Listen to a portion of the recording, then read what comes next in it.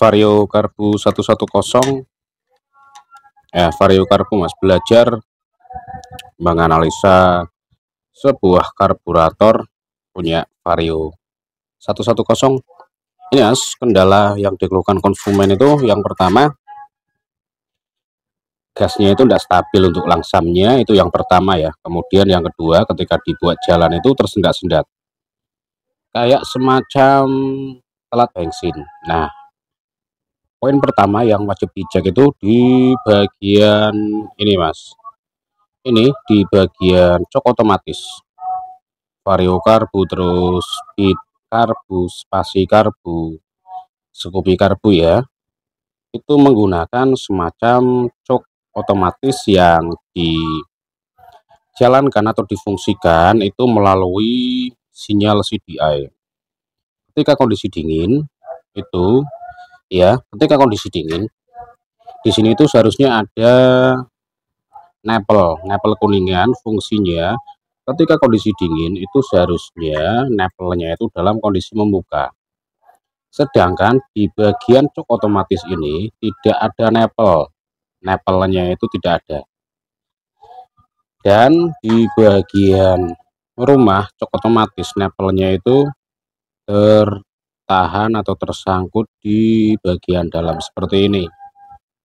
Ini berarti cok otomatis dalam kondisi menutup, namun tidak sepenuhnya menutup karena di bagian sini Mas, di bagian konektor cok otomatis itu ada 3 lubang, dimana di yang pertama itu lubang atas sebagai lubang hisap, kemudian di lubang tengah-tengah sini Mas, nah di tengah-tengah ini ada lubang lagi yang terkoneksi dengan lubang depan, kemudian lubang yang paling ujung ini terkoneksi dengan ini kuningan, sehingga memudahkan aliran udara untuk start engine pada waktu pagi hari atau mesin kondisi dingin ya. Tetapi ketika on engine, mesin kondisi sudah mulai panas atau sudah mulai nyala, itu cok otomatis bagian ini Mas menutup dengan sendirinya, ditambah di sini ada nepel itu harus menutup.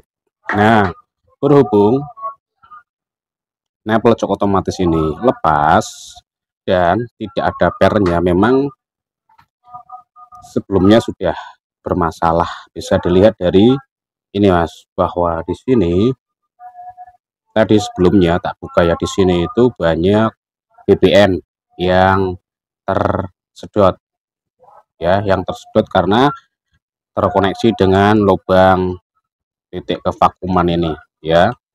Otomatis RPM juga tidak bisa langsam, tidak bisa stabil. Kadang ketika dingin RPM besar, ketika on engine sudah panas, kadang RPM cepat mati. Masalahnya di bagian sini.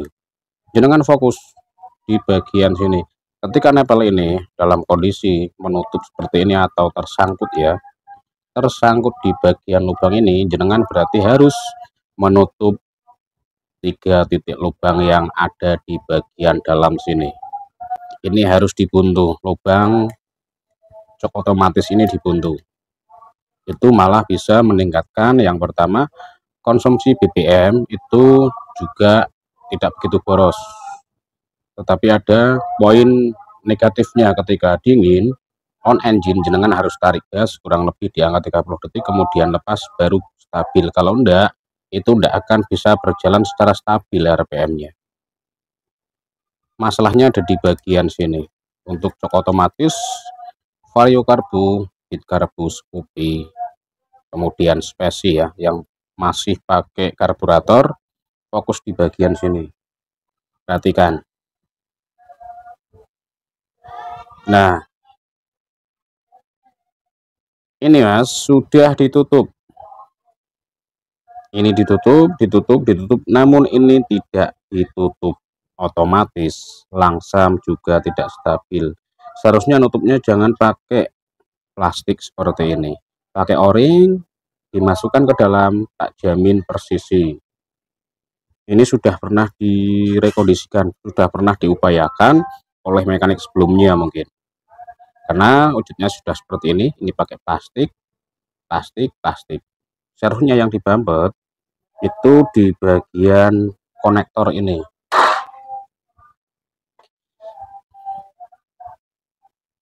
Ini itu dibiarkan saja. Ini dibiarkan, tidak usah ditutup. Satu, ini wajib ditutup.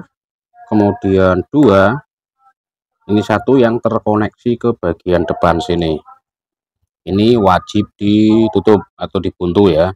Kemudian kedua, ini juga wajib dibuntu yang terkoneksi ke bagian sini mas. Nah, ke bagian sini ini sebagai transfer udara ya.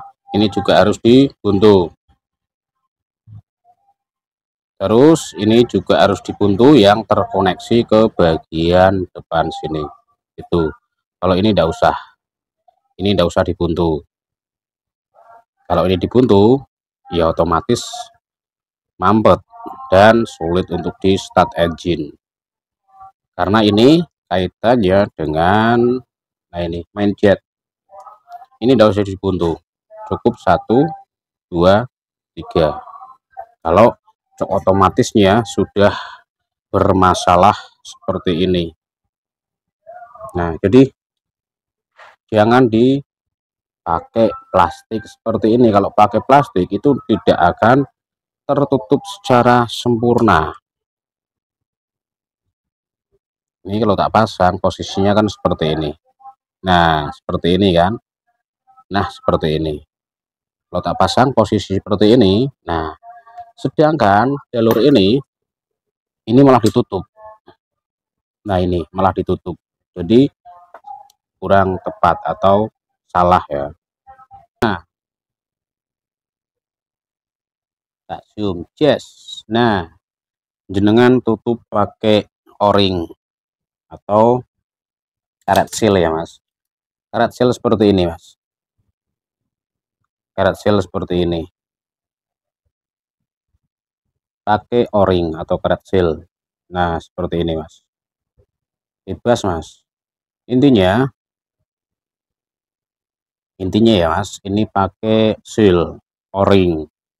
Pakai o-ring, bisa o-ring dari tutup klep GL Pro, Mega Pro atau Yamaha ya.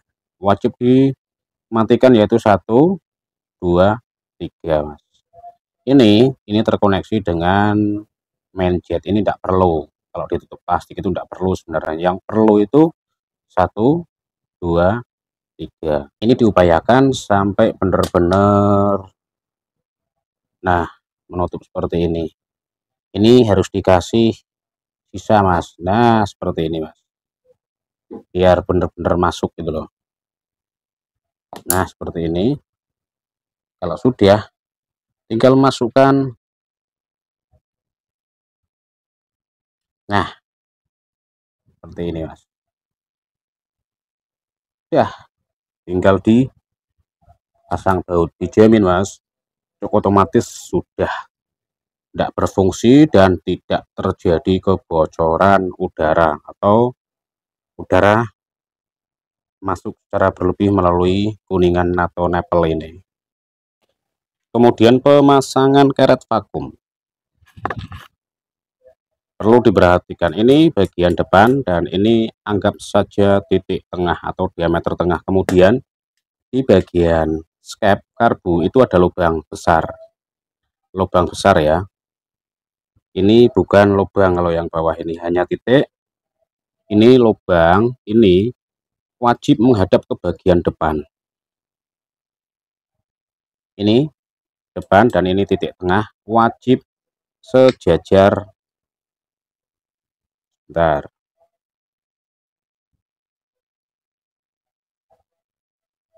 Nah, pasang di sini ada nok atau pengunci. Ingat, lubang ini di sini ada lubang wajib sejajar garis lurus dengan ini. Kalau enggak, akselerasi juga berpengaruh. Itu. Kalau sudah tinggal pasang, tinggal rakit. Simpel. Ketika ini sudah dimampetkan atau sudah di off kan ya untuk bagian shock otomatis, jenengan ini tinggal tutup saja seperti ini. tujuannya biar air itu tidak masuk ke bagian dalam. Tinggal tutup seperti ini, tidak usah kasih karet atau apalagi, tidak usah, tinggal tutup seperti ini. Tujuannya apa?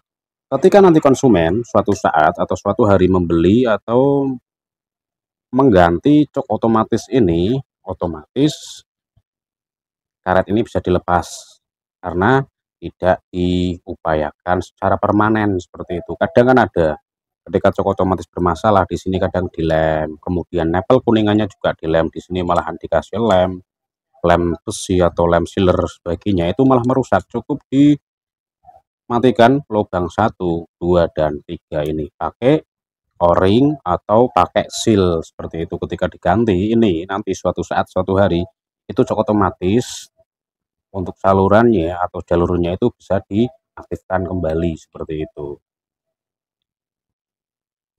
Kemudian kalau sudah terpasang semua seperti ini, sebelum dirakit di unit ya, sebelum dirakit di kendaraan, sebelum dirakit di kendaraan kemudian di on engine, alangkah baiknya sebelum finishing itu cek dulu ini skep. Kalau didorong ke bagian atas seperti ini, itu harus bisa kembali secara elastis atau spontan, contohnya seperti ini. Nah seperti ini. Kalau tidak, bisa ini lubang hisap ya, lubang hisap ini bisa dihisap pakai sembarang, disebul, contohnya seperti ini. Nah ini wajib elastis untuk pergerakannya. Ketika tidak elastis, berarti di bagian rumah skep itu biasanya luka baret, otomatis nanti skepnya itu tertahan di sini dan akselerasi top speed juga berkurang. Oke, untuk vario karbu siap cek on engine, apakah ada perubahan setelah ditangani, kemudian setting ulang untuk karburatornya. Nah ini bisa dilihat untuk langsamnya ada di berapa ribu rpm. Monggo bisa didengarkan untuk suara atau langsamnya, ini di 1200 kurang lebih 1200 rpm.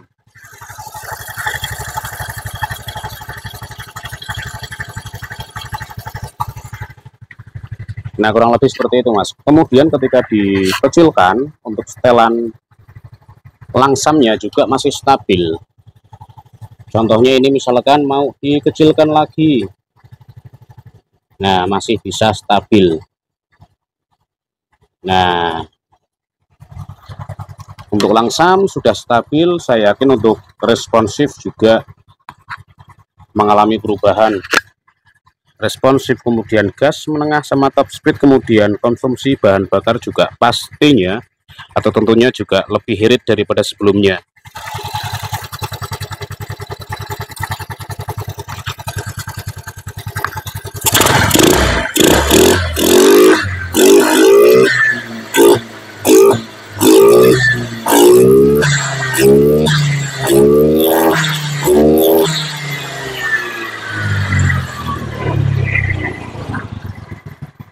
Sayang ya kenal poting ngebul putih.